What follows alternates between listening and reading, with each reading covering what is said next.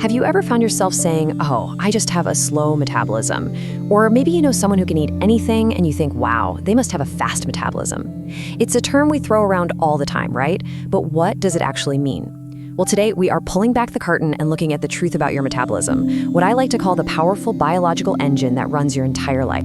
So here's how we're going to break it all down. First, we'll get a real definition of what your metabolism even is. Then we'll look at your body's daily energy budget, where all those calories are going. We'll cover the factors you can't control, and then the good stuff, the factors you can influence. And we'll wrap it up with some real practical ways to support your long-term metabolic health. All right, let's dive right in with the big question that's probably on your mind. Is your metabolism fast or is it slow? Do you burn through everything you eat, or does your body seem to hold on to every last calorie? Well, the reality, as you're about to see, is way more nuanced and, honestly, a lot more interesting than just those two labels. To really understand it, we've got to define what we're talking about. I want you to stop thinking of your metabolism as some kind of switch you can just flip on or off. Instead, think of it as this incredibly complex and brilliant engine that is powering every single thing you do 24/7. So at its very core, your metabolism is simply the sum of all the chemical reactions happening inside your cells to turn food into energy. And it's not just about digesting lunch, you know? It's a nonstop process that's keeping you alive and running, even when you are totally passed out asleep. And this engine has two main jobs that are always happening at the same time. On one side, you've got anabolism. Think of this as the construction crew. It uses energy to build and repair things, like new muscle cells. Then on the other side, you've got catabolism. This is the demolition crew. It breaks down bigger molecules from your food to release the energy that fuels everything else, including the construction crew. It's this perfect, continuous cycle of breaking down and building back. Okay, so if metabolism is our engine, how does it actually use its fuel? Let's take a look at what's called your total energy expenditure. The easiest way to think about this is like a daily budget for your energy. Every single calorie you burn throughout the day falls into one of three main buckets. And this is where it gets really fascinating. You might think exercise is where most of your energy goes, but look at this. A whopping 60 to 70% of your daily energy is used for just your resting metabolism. Then, about 10% is used just to digest and process the food you eat. That leaves only about 15 to 30% for all your physical activity, from walking to the kitchen to running a marathon. It just goes to show how hard your body is working all the time, even when you're just sitting on the couch. Now, that biggest slice of the pie, that's your basal metabolic rate, or BMR for short. This is the bare minimum amount of energy your body needs to function if you did absolutely nothing for 24 hours.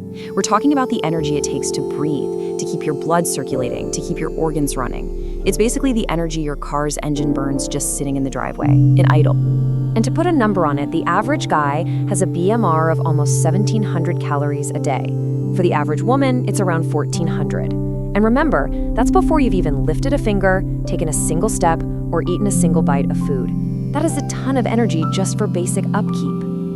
So what determines how high or low your personal BMR is?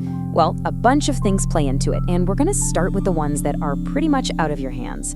You can think of these as your engine's original built-in factory settings. Your age is a big one. Our BMR just naturally tends to slow down a bit as we get older. Your genetics, of course, also play a huge role in setting your baseline metabolic rate. Your sex makes a difference, too. Men typically have more muscle mass and larger bodies, which means a higher BMR. And finally, your hormones, especially the ones from your thyroid gland, act like a master regulator for your metabolic speed. But it is not all predetermined. Here's the good news. While you can't go back and change those factory settings, there are absolutely things you can do to tune up your engine and influence how efficiently it runs. So let's get into that. And if there is one thing, just one thing you take away from all this, please let it be this. When it comes to influencing your metabolism, nothing is more important than your muscle. Muscle tissue is, by far, more metabolically active than fat tissue. That means it burns way more energy, even when you're doing absolutely nothing.